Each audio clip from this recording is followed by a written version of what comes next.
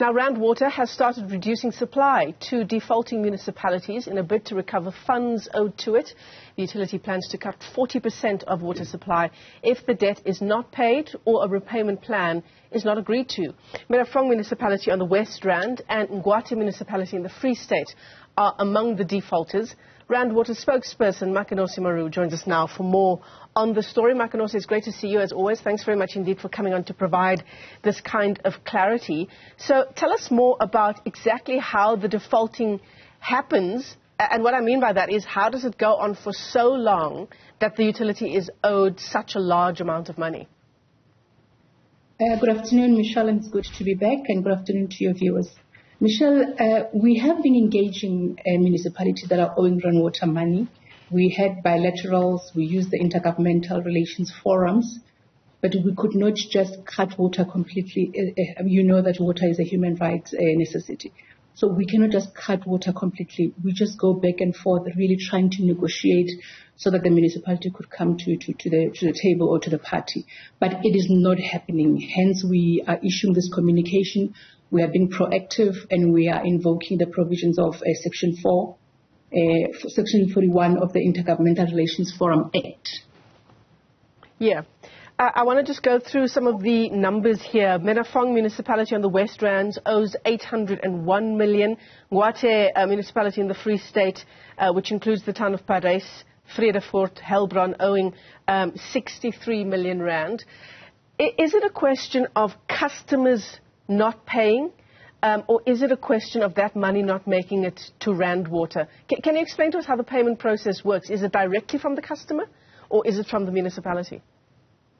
The payment is directly from the municipality. So municipality will collect when they build the residents. So we buy water from the Department of Water and Sanitation.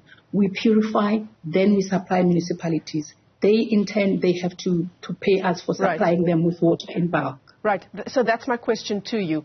Are the customers defaulting, or is the municipality defaulting? Look, it's a combination. We're saying to the municipalities, we fully understand that the economy is not doing very well, but you are able to get customers who are paying.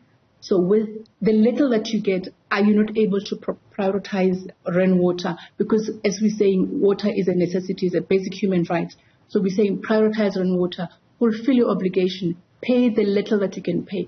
For example, at the moment, we're talking about an overdue amount. We're not even talking about the current debt that the municipalities are owing Rand Water.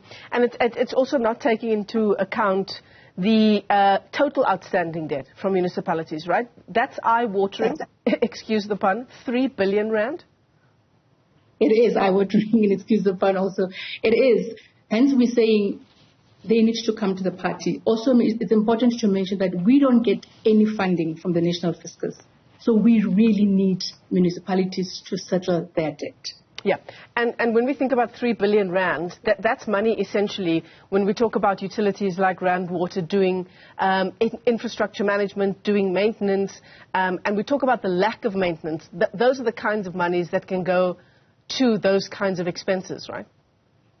Absolutely, Michelle. I mean, we know that Gauteng is a province, it's growing. So we need to augment our infrastructure. How do we do that if we don't get payment from municipalities? So we need to also service and really maintain our infrastructure. This is where we're saying, National Treasury, please intervene, as we have invoked the provision of the Intergovernmental Relations Framework Act. Yeah. It's very interesting to see that Gauteng is leading the pack. Out of that 3 billion that we mentioned, 2 billion is owed in the province. If this continues and if Rand Water is not able to collect this debt, how do you see the next months unfolding? Michelle, we are moving to different stages. If it comes to a push, we'll have to reduce the water flow by 30%, move to 40%. But we are really hopeful that National Treasury will intervene, because remember, the municipalities, they get their allocation from National Treasury. We're saying if it comes to a push, we'll get paid first before money is being allocated to various municipalities. Yeah. Rand Water really, Makenosi, stuck between a rock and a hard place, right? Because you've got, and I mean, you mentioned it at the start of our discussion, water and the right to water is in our constitution. There are lots of obligations on the part of Rand Water, but no rights, essentially, for the utility. You've still got to do your job. That's correct. We still have to do our job, and we still have to actually put money in terms of us purifying the water that people are using. So we are, like you're saying, we are caught in a hard and a rock place, because without really getting that money, we still have to buy water from the Department of Water and Sanitation. So we really, in that corner where we're saying, yes, it's a human rights issue, but also we're saying rights, they come with responsibilities. If you are using water, you need to pay for the services. You know, we often talk about the provision of water to households across the country, some households that haven't had a tap with running water in their home. You know, households that rely on one communal tap for a number of households. I suppose the question becomes, you know, once these households are connected, Makenosi, how then will we keep up with these payments? What needs to be happening as a bulk water supply, we have our meters that are linked to municipal reservoirs. Each municipality would need to have a meter for each household so that they are able to track how much water has been used, so that they are able to bill their customers or residents. For residents that are child heritage or where we have indigent pensioners, they can actually apply for exemption at the various municipalities. So there is a way. We're not really